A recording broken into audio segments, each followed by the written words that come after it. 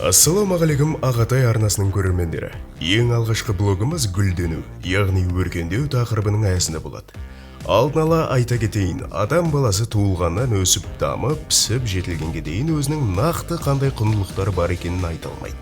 Шын мәнінде кез келген психологиялық сауалнамада қайдан шыққан қарақшысың дегенде әдеттен тыс сұмдық сұрақтар қойылса, ойға батып өзімізді зерттей бастаймыз. Сол секілді мен де, сен де тас жарған гүлдей өмірлік позициямызды ұғыну үшін оның ең әуелі орынды схемадан қарап, жадымызды сақтауымыз қажет. Мен дәл қазір ауыз толтырып ештеңе айтпаймын. Тек қана не үшін және қалай адам баласы өркендейді. Дәл осыған байланысты 12 мүшеңдей қажет схеманы ұсынамын.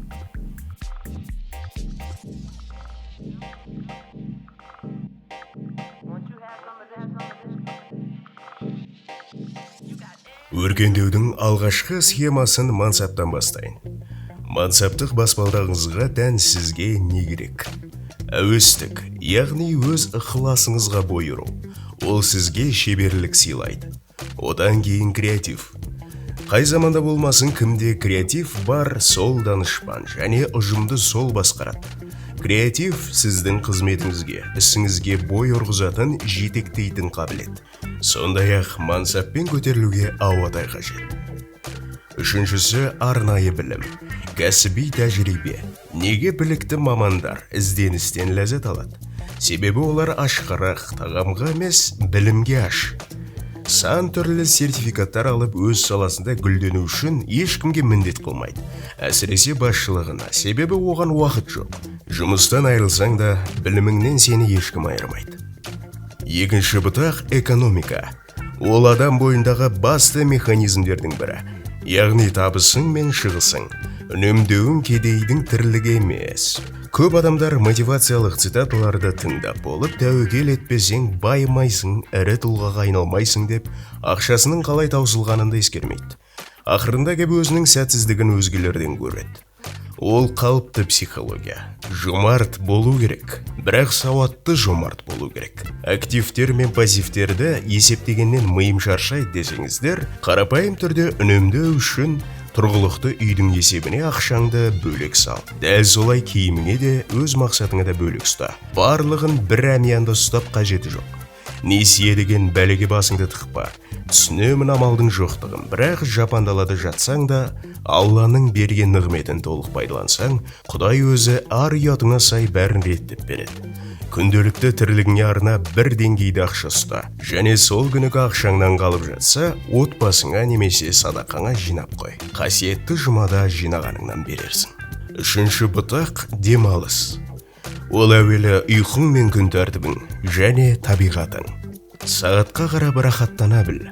Күнделікті берілген бір сағат ұйқының өзінен ләззат алып, тырыспай оян. Мәдени және өнерге баулайтын іс-шараларды бос кеткен уақыт деп қарама. Онда сенің өмірің де бос. Күлкі, керуен, ойын сауықтан тыс ең үлкен ләззатты хоббиден алу керек. Аптаның қай күндері ыңғайлы, сол күндерге арна. Ал спортпен шұғылдану және саяхаттау ол бұл айтылған қажеттіліктердің арқауы. Себебі ағзаның дұрыс демалуы спортпен тазалықта жатыр. Қанша жерден ақшаң жетпесе де, немесе дөкейлер ашуыңды келтірсе де, оны намысыңа тигізбе. Себебі өмір өзі барлық санасызды жазалап алады. Ал сен биікті көзде. Осы айтылғанда жалғастыра келе психикаға көшейік. Ол төртінші бұтақ. Эмоция, сезім, аңсау. Бізді құртатын жетіспейтін комплекс, яғни өзіңді басқалардан төмен көру немесе қатты ұялу. Ашылып ой білдіре алмау және тағы да солай сияқты. Ашылып сөйлеп көріңіз. Ойыңыздағы сауалды жақсы ниетпен ғана сұраңыз. Бақыттың бір ошағы өзіңді марапаттау. Ұнаған нәрсеге қол жеткізе білудің өзі жетістік. Сатып ал, сұрап көр. Яғни эйфория алу үшін бүгілмей, бүгіннен баста. Сабыр түбі сары алтын. Салқын қандылықты өзім жақсы көремін. Себебі сана сезімі мұндай байсалдылықты жұмсақ әрі жеңіл қабылдайды. Байсалдылықпен, байыппен сөйлеп істесең, өзіңді керемет сезінесің. Инстинкт, яғни қазақ тілінде түйсік сөзін есте сақта. Ол сезімталдық.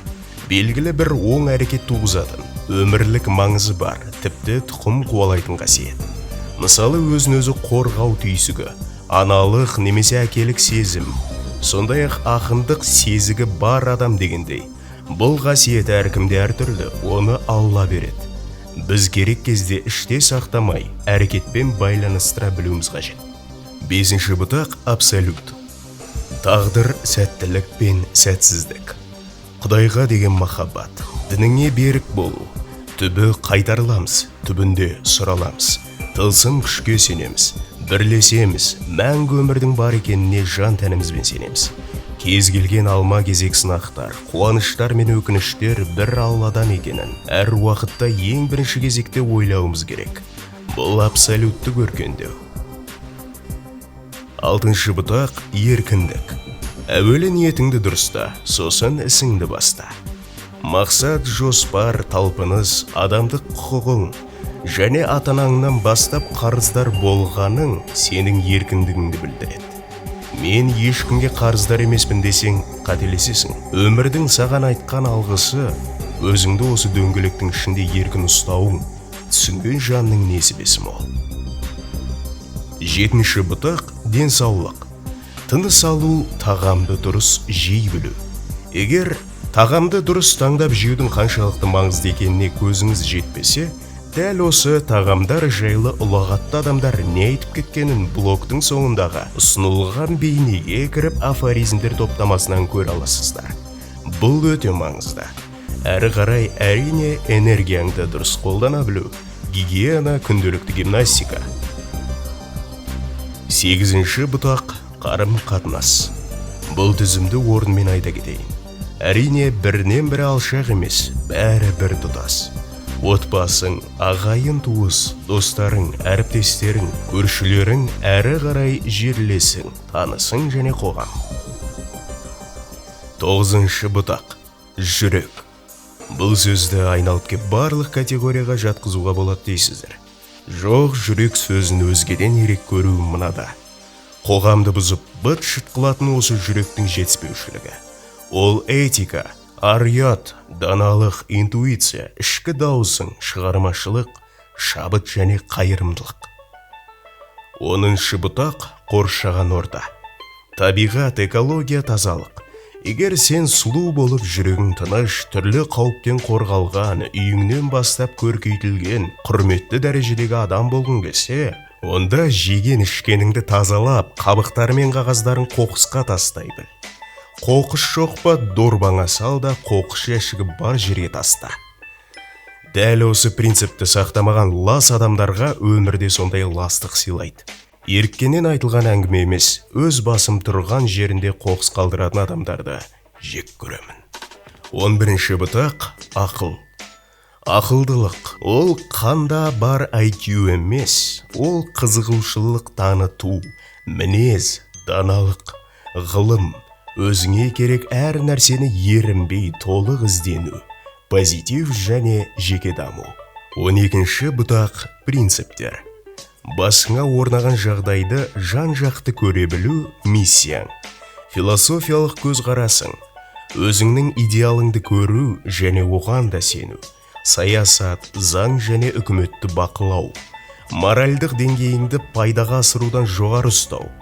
Бір сөзбен айтқанда, әділдікті жаның қалауы керек. Бұл жердегі әр бұтақты салғанымдай, әр қайсысына мұқият зер салу керек. Әрі қарай өзіңіздің жетістігіңіз бен сәтсіздігіңізді өмірдің дұрыс арнасына бұрсаңыздар болғаны. Яғни осы бастама блог арқылы саналы түрде қоршаған ортамен үндессеңіз, мақсатыңыз тұнық болады. Рахмет.